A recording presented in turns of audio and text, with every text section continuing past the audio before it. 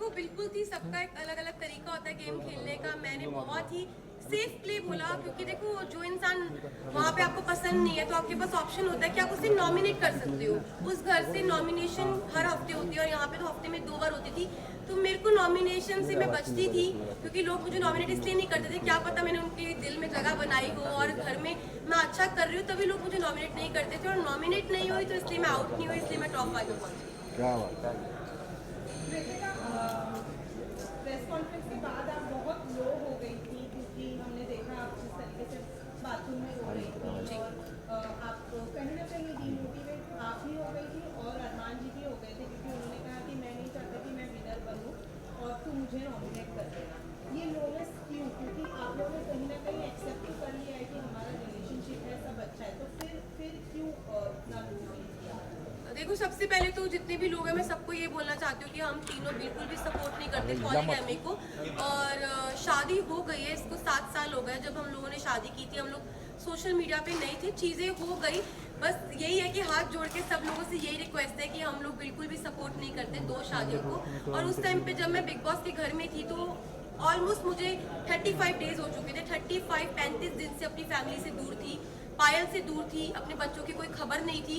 तो अचानक से इतने सारे लोगों ने जो क्वेश्चन पुट करे, हाँ मैं मानती हूँ कि जो चीज़ें हुई वो एक मतलब कि बोलते कि वो एक्सपेक्टेड नहीं था जो चीज़ें हुई, और बहुत ही अलग चीज़ है।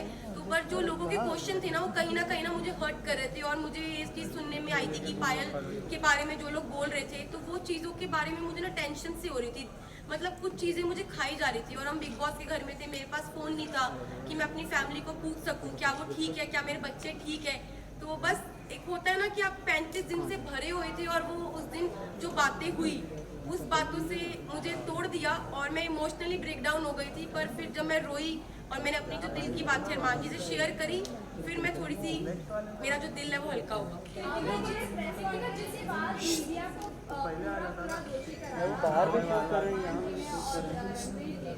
ये मीडिया ने आकर ये बोला, क्योंकि मीडिया के पास कोई मुद्दा नहीं था।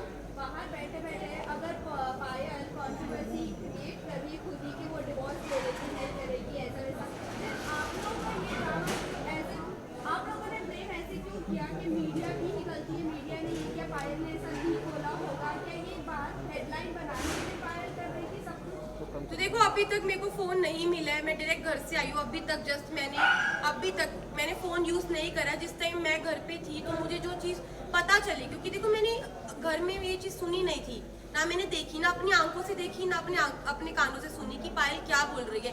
तो मेरे को एक कहीं ना कहीं अरमान जी को, रणबीर जी, सबको ये लग रहा था कि हो सकता है कि कोई मेरे को फॉल्स स्टेटमेंट दी हो या कोई बात को घुमाया गया हो। क्योंकि जब तक इंसान अपनी आंखों से नहीं देखता, अपने कानों से नहीं सुनता, वो विश्वास नहीं कर सकता। लेकिन अरमान जी ने पूरे सीजन में एक दूसरे की सुनते हुए लोगों के ऊपर तहमतें भी लगाई और उन्होंने बराबर से जवाब नहीं दिया। वो आपको नहीं लगता है कि वो सही है?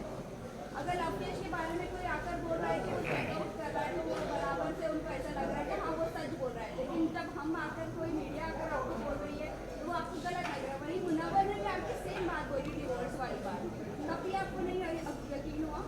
नहीं, मुझे यकीन नहीं हुआ, क्योंकि देखो ये जो बात है ना बहुत ज़्यादा, आप समझो मैं घर के अंदर हूँ, 40 दिन से घर में अंदर हूँ, अचानक से कोई ये बात बोलता है, पायल डाइवोर्स वाली बात जो बोल रही है, ये कितनी शॉकिंग बात थी कि इसकी वजह से मैं पूरे 2 दिन इतना ब्रेक डाउन रही हूँ, इतने इमोशनली, मतलब हर चीज़ से मैं जूझ रही थी उस घर के अंदर। तो मुझे कहीं ना कहीं लग रहा था कि मैं अपने दिल को ये चीज़ समझा रही थी कि क्या पता ये बात सच हो, क्या पता ना हो। क्योंकि मेरे को यही था मैं बाहर जाऊँ और मैं पायल से डायरेक्ट बात करूँ। जब मैं घर से बाहर निकली टॉप 5 में, जब मैं इस रेस से बाहर निकली, मैं बाहर निकलते ही स्टेज पे पायल थी और मैंने उससे पूछा तू ठीक है ना?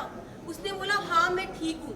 बाकी बात की। अभी तक मैंने फोन अपने नहीं देखे, कुछ नहीं। वेदिका जी, अब मेरा सवाल आपसे है कि जैसे कि पायल प्लीज 1 by 1 प्लीज। पायल कह रही कि डिवोर्स में लेने जा रही है, उसका मतलब पायल ने बिना डिवोर्स लेके आप दोनों ने शादी की, तो इसका मतलब आपकी शादी तो नल एंड वॉइड हो गई है according to the Indian law कि अरमान और जो आपकी शादी है वो असली रियल में शादी है ही नहीं है कानूनी हिसाब से। उस पर आप क्या कहना चाहेंगे? देखो मैं सबको यही बात बोल रही हूँ, हम लोग पॉलीगैमी को सपोर्ट नहीं कर रहे, जो 2 शादियाँ इसको बिल्कुल भी सपोर्ट नहीं कर रहे। और जो मेरी अरमान जी की शादी है, जब पायल ने रेडी हुई, पायल की मर्जी थी तभी शादी हुई। और Payal as a first wife, legal wife, अगर वो ऑब्जेक्शन उठाती है तो उस चीज़ के लिए मतलब कि हमारी जो लॉ है वो हमें बोल सकती है। और मैं यही बात बोलूँगी कि जो हो गया प्लीज़ वो हो गया, बार बार एक और सवाल है जी। कि अरमान के ऊपर काफी गंभीर एलिगेशन है, 11 ईयर ओल्ड गर्ल का रेप का अक्यूज है, उस पर आप क्या कहना चाहेंगे? मैं इस पर्सनल चीज़ के बारे में कुछ नहीं बोलना चाहती। आई एम नॉट क्या सपोज आपको मालूम था I am not suppose to say क्या पायल ने कराया? तो Payal next question I am not suppose just a second I am not suppose to say anything. और भाई मुझे अपनी न्यायपालिका पे पूरा भरोसा है, जो भी वो फैसला उन्होंने किया है वो बिल्कुल ठीक किया होगा। Last question